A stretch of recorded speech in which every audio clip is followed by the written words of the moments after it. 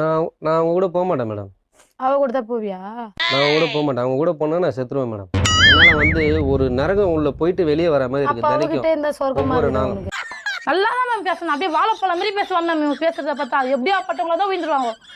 பேசியே கவர் பண்ணுவான் மேம் இவன். அந்த கர்மத்துக்கு தானே அவன் கையில மாட்டினேன். நான் எப்படி இருந்திருக்கணும் தெரியுமா? எப்படி என் வாழ்க்கையை சீரழிச்சிருக்கணும், அவனை சாவடிச்சிருக்கணும். நீ வீட்டான திடீர பேர் தவளத்தா இப்படி நிறுத்திக்கணும். அப்பயே உன்னை கொண்டிருக்கணும் நானு. மேடம் நான் வீட்டுக்கு போனேன் மேடம். வீட்டுக்கு நான் வாழ்வோ சாவோ உன் கூட தான் நரேஷனுக்கு. வீட்டுக்குன்னா என்ன அப்படின்னா உன்னை சாவடிச்சிருவாங்களா? வா நம்ம செத்து போலாம் வா. தெரியும்ல எவ்வளவோ பண்ணிட்டேன் உனக்காக, தெரியும்ல வா செத்து போலாம் வா. வா அந்த பொண்ணு கூட போனா அவன் அந்த பொண்ணு கூடயே செத்து போயிட்டா அவ்வளவுதான். உனக்கு கர்மாந்திரம் பண்ணி காரியம் பண்ணி விட்டுருவாங்க அவ்வளவுதான். உன் வீட்டுக்கு போ. போக முடியாது மேடம். என்ன போக முடியாது? போக முடியாது.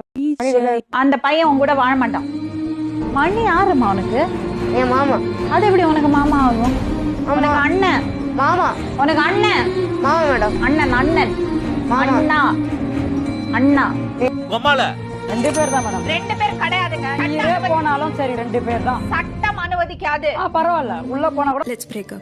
என்னை விட்டு உயிர் போனாலும் உன்னை விட்டு நான் போக மாட்டேன். ஜன்மம் பல அடித்தாலும் உன்னை யாருக்கும் தர மாட்டேன்.